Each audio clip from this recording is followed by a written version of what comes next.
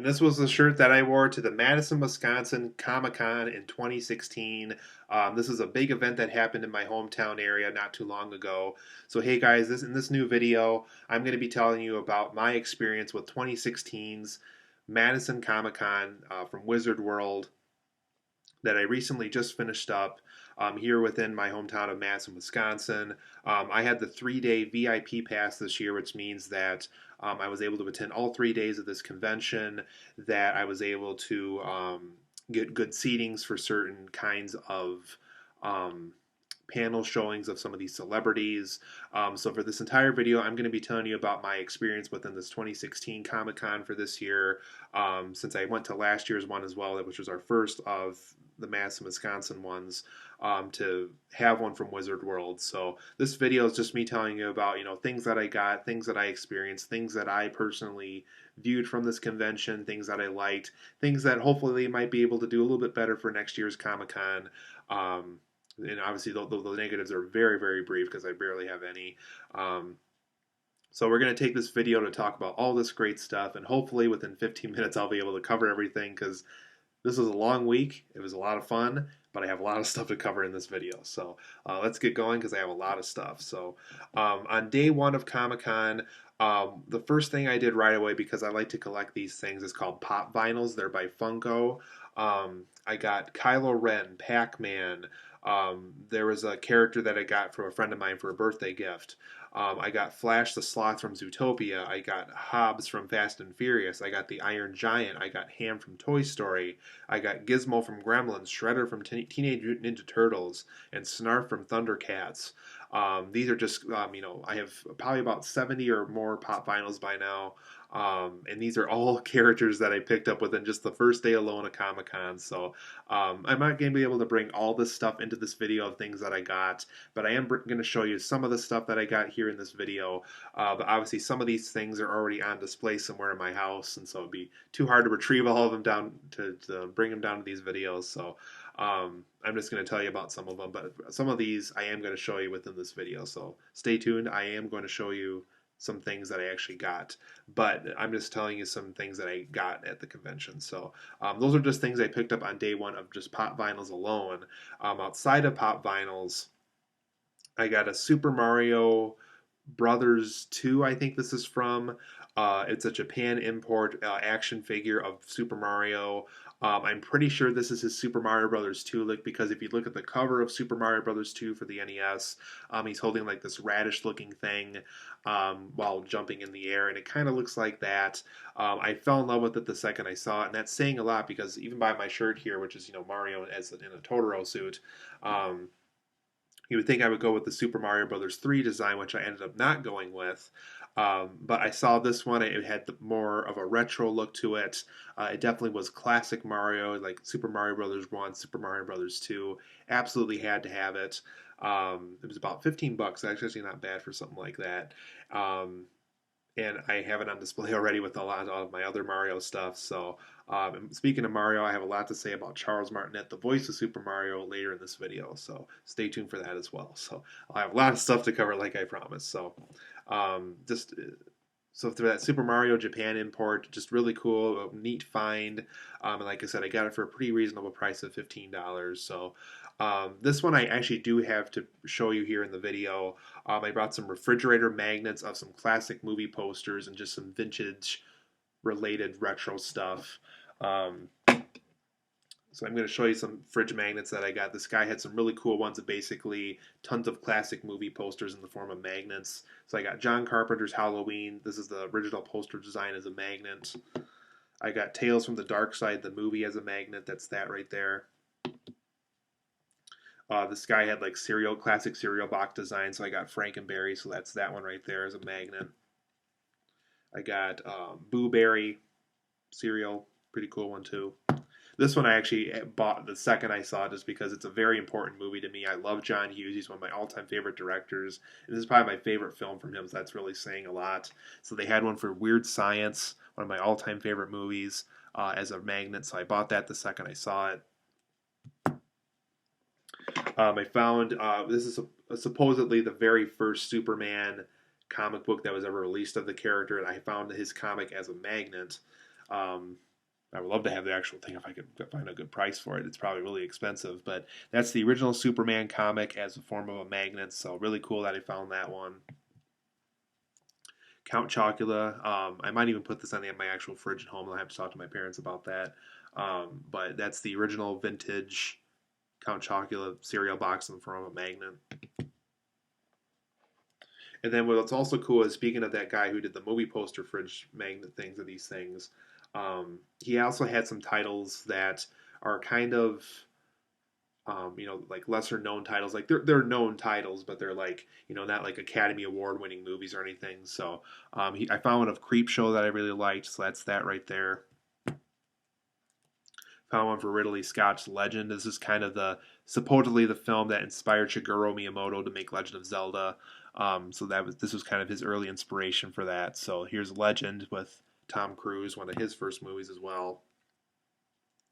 I also have the original Ninja Turtles live action movie poster as a magnet as well. So as you can see, just a ton of magnets. I think they had a 4 for 10 deal, so that's why I really loaded up on these things. So there's the very first movie poster in the form of a magnet. And then this one I found at a different booth within the convention, but I found one of Freddy's Dead: The Final Nightmare, which is the 6th Nightmare on Elm Street movie, in the form of a magnet, so I thought that was a cool one.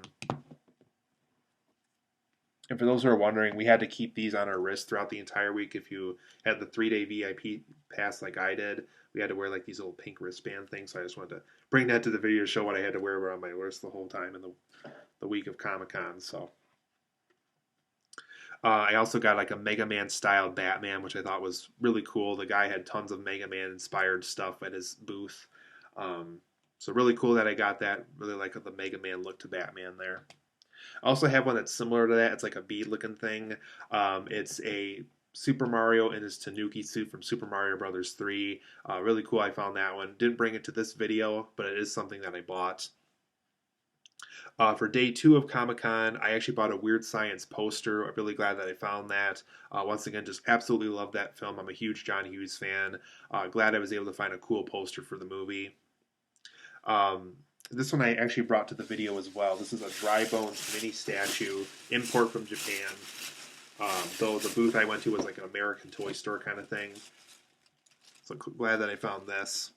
So it's Dry Bones in the form of like a mini statue. The guy who I bought this from had a bunch of other Funko Pops. I think I bought a couple of him, and I actually written down the ones I think I bought from him. I think the Pac-Man one I mentioned earlier was one from him as well. So that's Dry Bones, a little mini statue of him. Love this character. He's probably my favorite Mario character next to Wario and Waluigi. Surprisingly enough, I did not see a plush of Waluigi there, and if I did, I probably would have bought him. Did not find one, though. For Pop Vinyls on day 2, I bought Vanellope Von Sweets from Wreck-It Ralph. Apparently, Wreck-It Ralph and Fix-It Felix and Turbo are very hard to find as Pop Vinyls, but I did find Vanellope Von Sweets. And most of you might recognize this, but when you're playing Pac-Man, you know how when you eat the big dot and the ghosts become temporarily edible for you while you play the game.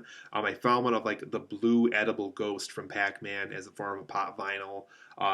So pretty cool one. Didn't bring it to this video here, but it was a cool find along with the Pac-Man Pop Vinyl, which I guess are pretty new ones, which is kind of shocking because I collect Pop Vinyls, and you think someone like me who loves Pac-Man and video games would know about that stuff earlier, but literally just found out when I went to Comic-Con that they made them, so obviously that was my opportunity to buy them as well. So this one I did not bring to the video. I also bought a Terminator 2 fridge magnet. I'm actually giving that out to a friend of mine. I also bought a Psycho poster one, which I ended up giving out to a friend of mine who attended the convention with me. So other cool fridge magnets that I bought that I ended up not keeping, but that I did buy. And also on day 2, I went to the David Tennant panel. That was one of the bigger panels at this convention. Really cool guy. One thing that was pretty cool about what he did at his convention, or his panel within the convention, I should say, is there was a young boy during the Q&A who asked him a question. He got a little bit scared. For those who attended his panel, you'll know what part of the panel I was talking about. But he got a little bit scared to ask him a question during his Q&A. So what he did is he got up out of his seat that he was using throughout the entire panel session, sat down with the little boy where the microphone was, and they just had a brief little conversation. I thought it was really cute how he did that. So kind of a neat little thing that David Tennant did for this boy at the panel.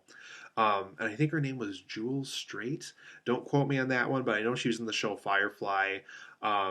the reason why we were briefly at her panel before David Tennant's panel, someone in the group that we were with, because on day 2 I went with a group of people, knew that the David Tennant one was going to be really busy, so we went there like the last half of the previous one before his, just to make sure we got a reasonable seat for the panel. So I think her name was Jewel Straight. Like I said, I apologize for those who really like Firefly and know this woman's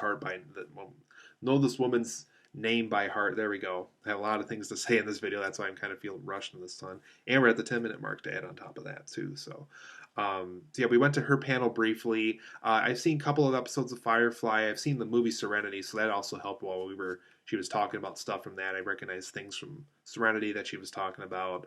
So I went to her panel briefly, as more so than anything to make sure that we got a good seat for the David Tennant panel. So, and for those who don't know, David Tennant is most well known for doing Doctor Who, and he also had a brief role in the 4th Harry Potter movie as Barty Crouch Jr. in that. For day 3 of Comic-Con, this is the final day of Comic-Con for me as well. I bought a Super Mario Connect 4 set. And I'll get in a second here why I was such in a Mario mood to buy that. So just really wanted that. Didn't have a Connect 4 set of Super Mario, so I ended up buying that. I bought another pop vinyl, but that one was for a friend of mine's birthday. That's going to be coming up in the next few months. So bought another pop vinyl, but it wasn't one that I ended up keeping. So, and then I also want to take this video briefly to talk about some of the cosplay costumes. Some really notable ones, and for those who are watching this video, congratulations. These are actually pretty cool costumes. And I think some of these might have won the costume contest. I'll have to ask a friend of mine. I know he actually attended that, and I did not. But there was like an undead stormtrooper. He was like a zombie stormtrooper that was walking around, and everybody who saw him wanted to take photos with him. So I thought that was a pretty cool one. Someone was dressed up as a Jurassic Park T-Rex, which I thought was pretty cool. There was a couple of Master Chiefs. We had one last year at last year's Comic-Con. We had a Ghost Rider one, which looked pretty cool. We had a Hitman one that looked pretty cool there at the convention. And we also had a lot of Marios and a lot of Luigis because of Charles Martinet, who voices Super Mario, was one of the guest stars this year. So that's probably why people were inspired to be Mario characters this year. But yeah, just a lot of really cool cosplay costumes. A lot of Harley Quinns, a lot of Deadpools, which doesn't surprise me with Suicide Squad coming up soon and with Deadpool being a big success in February. So wasn't shocked at all to see a lot of those as cosplay costumes. So the really big thing for me specifically, why I got really excited for this year's Comic-Con, is Charles Martinet was one of the guest appearances, and on day 3, he had his own little panel in a small room at the convention. Was able to ask him a question during his Q&A. I guess Super Mario Strikers was his most challenging Mario game to do voice recordings for. So I was able to ask him about his most challenging voice recording session for a Mario game at his Q&A session at his panel. So I thought that was cool how he answered that. I forget this guy's name, but he's done voice work for the Assassin's Creed video games. He was in the same panel as well as Charles Martinet. He had some pretty cool takes on voice recordings and video games and stuff like that. So I thought that was pretty cool. And then after his panel, I actually got to go meet Charles Martinet, got an autograph from him, which I was very thankful for. I'm actually hoping to frame and post somewhere in the house that picture that he autographed for me with him and a bunch of Mario characters on his shoulders and stuff. Really neat guy, really thankful for what he's done. We gave him a very thankful message about, because I've been playing Super Mario video games since I was 4 years old. I told him briefly about, I've been a huge Mario fan, that, Mario's been a big part of my life. I hope they make another movie of him soon, which I doubt at this rate with Nintendo, but I told him just how thankful I was for everything. So I'm going to probably wrap it up there, you guys. I'm even overwhelmed by talking about all this stuff I just talked about here. But if you haven't gone to a Comic-Con yet, if there's one in your area, be sure to go to it, especially if it's hosted by Wizard World. They get tons of great celebrities every year. Really a lot of fun this year. My only little nitpick I had with this year's convention was I thought they could use more celebrities, because last year we got really lucky with Bruce Campbell and Michael Rooker and William Shatner and a bunch of really huge people. Billy D. Williams was last year as well as Ernie Hudson. We just had some Firefly and Doctor Who guests this year, and then obviously the one I got excited for was Charles Martinet. I know Billy Boyd from Lord of the Rings was at our convention, but besides them, that's really all that really happened. So hope you guys like this video, and I'll see you for the next one.